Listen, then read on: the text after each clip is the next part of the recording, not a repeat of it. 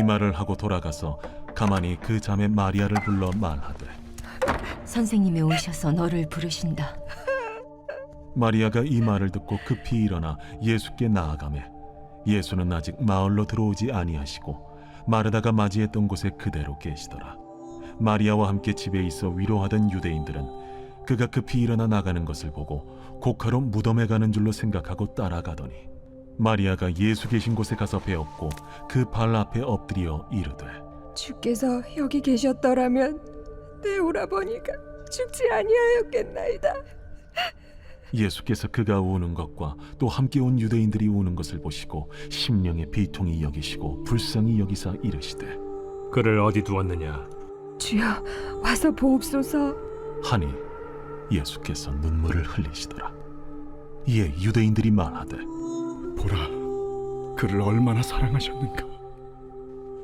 맹인의 눈을 뜨게 한 이 사람이 그 사람은 죽지 않게 할 수 없었더냐? 지난 이틀 동안 우리 기독교 대한 성결교회 115년 차 교단 총회가 은혜 가운데 물론 어려움이 있었지만 우리 인생에도 다 어려움이 있고 난관이 있고 또 지금 우리는 또 코로나라고 하는 위기도 있지만 그런 것처럼 그런 여러 가지 좀 어려움도 있었지만 결론적으로는 모든 것을 합력하여 선을 이루시느니라. 하나님을 사랑하는 자, 곧 그 뜻대로 부르심을 입은 우리 모두는 하나님께서 결국은 모든 것을 합력하여 선을 이루어 주시는 줄로 믿습니다. 그리고 은혜 가운데 잘 마치게 되었고 또 우리 교단이 이제 115년 차를 향하여 우리가 출발을 했습니다. 우리 교회도 이제 금년이 69년을 마무리하고 이제 70주년을 향하여 우리도 나가고 있습니다. 하나님께서 그동안도 우리 교회를 지켜주신 것처럼 앞으로도 능히 지켜주실 줄로 믿고 또 우리가 늘 깨어서 늘 기도하고 늘 깨어서 기도하고 늘 기쁘게 우리가 살아가기 위해서는 우리가 늘 기도에 참 등불을 켜야 할 줄로 믿습니다. 더욱이나 주님께서 내 집은 만민이 기도하는 집이다. 모든 사람들이 와서 기도할 때에 우리의 기도를 결국 우리 하나님께서 반드시 들어 주실 줄로 믿습니다. 오늘 본문 말씀은 계속 이어지는 말씀입니다마는 마리아, 나사로, 또 마르다 이 삼남매가 살고 정답게 살고 있었고 또 베다니에 있는 이 나사로의 집에 예수님께서 때때로 참 힘들고 어렵고 그럴 때에 참 부담 없이 이 베다니에 있는 나사로의 집에 가서 쉬시곤 했던 그런 인간적인 참 이런 사랑과 정이 듬뿍 있었던 이런 가정에 그만 나사로가 죽음으로 인하여 참 슬픔이 이 가정에 찾아오게 되었습니다. 그래서 오늘 본문 말씀은 이 마리아가 이제 슬퍼하면서 언니 마르다의 전가를 받고 예수님이 계신 곳으로 달려가서 예수님을 만나자마자 울기 시작을 합니다. 아마도 우리 그 대한민국 역사에 잊지 못할 사건 중에 하나가 아마 그 세월호 사건이 아닐까. 두고두고 이 사건은 참 우리에게 많은 참 아픔을 주고 있는 그런 사건이라고 봅니다. 세월호에서 살아남은 학생들은 죽은 친구들의 부모님을 잘 볼 수가 없다고 합니다.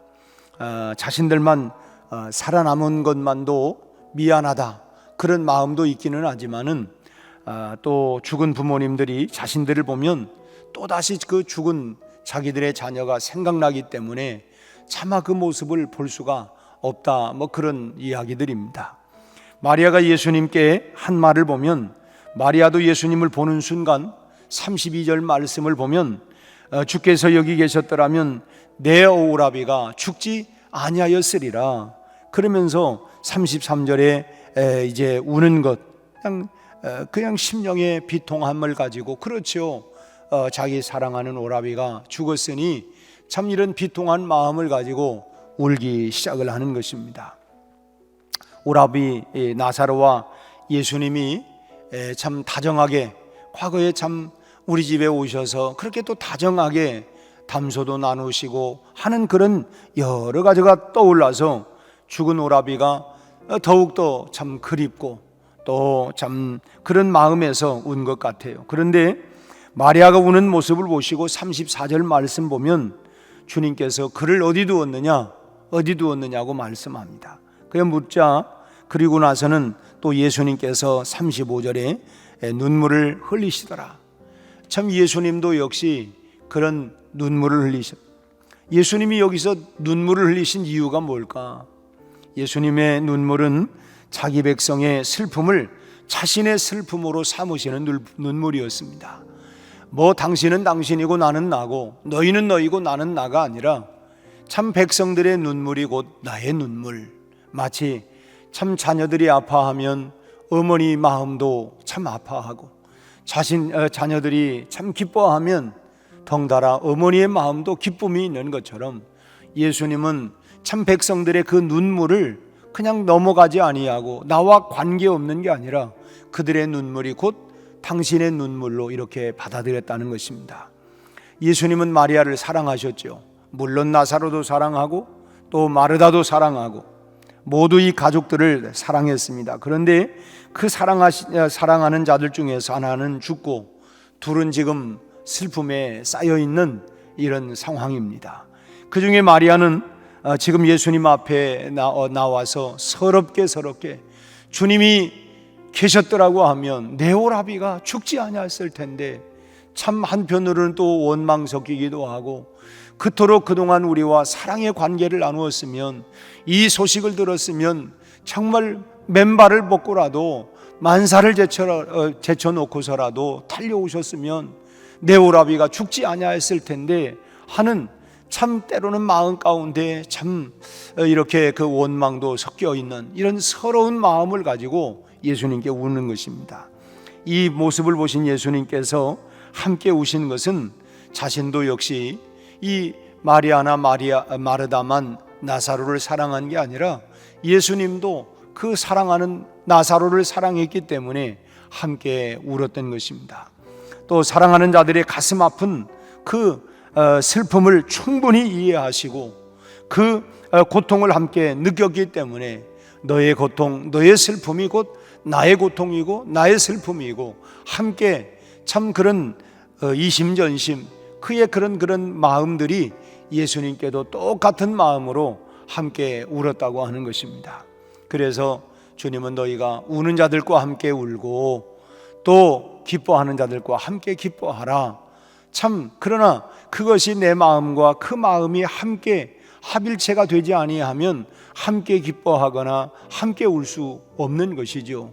당신은 당신이고 나는 나고 그러나 우리가 한 공동체, 한 마음, 한 형제, 우리가 예수의 피로 말미암아 한 피바다 한 몸 이룬 형제요 자매라고 한다면 우리도 함께 이런 마음이 정말 이런 진짜 이런 마음의 사랑이 우리 안에 있어야 할 줄로 믿습니다. 이사야 선지자는 일찍이 예수님의 이런 사실에 대해서 예언하기를 이사야 53장 4절 보면 그는 우리의 슬픔을 담당하셨다. 우리의 슬픔을 다 담당하신 분이 바로 예수님이라고 말씀을 하고 있습니다. 이와 같이 하나님은 우리의 슬픔을 다 아시는데 단순히 그냥 그럴 것이다 머리 정도로 아는 것이 아니라 그 슬픔을 담당해 주시는 분이라는. 우리가 아무리 알면 뭐합니까? 내가 해결해 줄 수 없다면, 내가 대신 담당해 줄 수 없다면, 그러나 우리 주님은 아시고 담당해 주시는 분이십니다. 우리의 심정을 속속들이 다 이해하시고 그 아픔을 대신 감당해 주시는 분이 바로 우리 주님이십니다. 우리가 인생을 살아가면서 참 때로는 슬프고 서러운 일들이 얼마나 많습니까? 오늘 본문의 마리아처럼 참 우리가 살면서 사랑하는 사람과 사별해서 슬플 수도 있고, 여러분 평생을 함께 살아오다가 그 가족이 먼저 떠났을 때에 여러분 그 참 슬픔이라고 하는 건 여러분 어디에 견줄 수가 있겠습니까? 또 우리를 슬프고 서럽게 하는 일들이 어디 뭐 그뿐이겠습니까? 부모나 자녀가 정말 내 마음을 알아주지 못할 때 참 슬프기도 하고, 또 일생을 함께 의지해 왔던 남편이 혹은 아내가 고통당하는 내 심정을 참 몰라줘도 야, 이렇게 함께 살아도 정말 내 이런 마음을 참 이해하지 못하는구나, 알지 못하구나. 그럴 때도 또 마음이 참 슬프기도 하고, 또 오해받을 때도 슬프고, 우리가 먹고 살기 위해서 때로는 정말 인간 이하의 대우를 받으면서도 이를 악물고 감수해 나가야 할 그런 때도 정말 서럽고 슬프기 이루 말할 수가 없습니다. 그럴 때 여러분 어떻게 하십니까? 참 정말 우리가 어딘가 목 놓아 울고 싶을 때가 있어요. 내가 정말 다 어딘가 내가 정말 목 놓아서 마음껏 정말 엉엉 좀 울고라도 싶은데 참 어디 기대고 울만한 곳이 없어요. 어딘가 마음껏 울고 위로받을 때가 우리는 있어야 합니다. 성경에 보면 사무엘의 어머니였던 한나가 그 마음이 너무 괴롭고 힘들어서 그는 언제나 하나님의 성전에 나와서 통곡하며 울었다고 성경은 기록하고 있습니다. 자기의 마음이 너무나도 고통스럽고 괴롭고 그러니까 성전에 나와서 엉엉 통곡하며 울었던 거예요. 그것을 엘리 제사장은 오해하기도 했지만은 그러나 그는 자기 마음 가운데 쌓여있던 서럽고 정말 이런 마음들을 누구에게 말할 수 없으니 하나님의 성전에 나와서 그렇게 울며 통곡하며 기도했던 것입니다. 사무엘상 1장 10절에 보면 한나가 마음이 괴로워서 기도하고 통곡했다. 마음이 괴로워서 울면서 하나님 앞에 통곡하면서 기도했다는 것입니다. 여러분도 하나님의 전에 나와서 우리가 인생을 살면서 때로는 서럽기도 하고 정말 마음 놓고 정말 통곡하며 애통하며 울고 싶을 때가 있지 않습니까? 그럴 때 여러분 한나처럼 성전에 나와서 여러분도 통곡하며 우시기를 바랍니다. 슬픔이 너무 커서 아무런 말도 못하고 신음하듯 그렇게 흐느껴도 우리 하나님은 그 사람의 마음을 다 아시고 참 그 서러움을 달래주시는 그분이 바로 우리 하나님이십니다. 우리의 형편과 내 모든 형편 잘 아는 주님, 늘 돌보아 주실 것을 내가 확실히 압니다. 나의 슬픔 사람들은 몰라줘도 내 억울함, 정말 내 마음에 정말 이 답답한 마음 우리 주님 앞에 낱낱이 아를 때에 우리 마음 가운데 그 서러움을, 그 슬픔을, 그 아픔을, 그 답답함을 우리 주님께서 아시고 또 담당해 주시고 풀어주시고 해결해 주실 줄로 믿습니다. 옛말에 그런 말이 있어요. 기쁨은 나누면 배가 되고 또 반대로 슬픔은 나누면 반이 된다. 그래서 자꾸 우리가 나눠야 된다. 기쁨이라고 하는 것은 마치 겨울철 눈이 내리면 그 눈사람을 만들 때에 주먹만한 눈을 이렇게 뭉쳐가지고 굴리기만 자꾸만 커져가는 것처럼 우리의 기쁨이 그렇게 자꾸만 커져간다는, 슬픔이라고 하는 건 자꾸 나누면 그것이 또 희한하게 점점 줄어들게 된다는 것입니다. 여러분, 그렇기 때문에 참 우리가 어찌 보면 저 사람 얼마나 저렇게 억울한지 자꾸만 그런 얘기를 또 하고 할까. 그것은 여러분 그 사람이 지금 치유가 되어가는 과정이에요.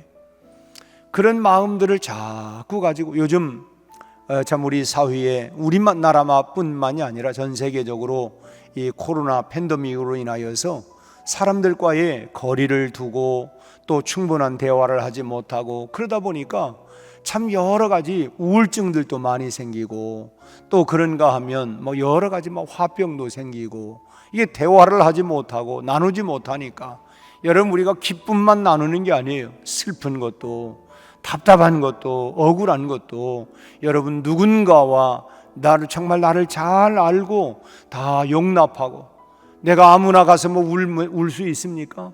그래도 내 모든 것을 다 이해하고 받아주고 특히나 우리 여성들은 결혼하고 정말 살다 보면 내가 정말 이렇게 사는 게 쉽지 않구나 이렇게 참 그럴 때에 친정에 달려가서 그냥 특별히 말하지 않아도 친정어머니 앞에서 그냥 엉엉 울면 그래 내가 한평생 살아온 한 여인의 그런 과정에서도 나도 네가 무슨 말 하지 않아도 말하지 않아도 내가 다 안다 다 안다, 그 말에 또 얼마나 위로가 됩니까?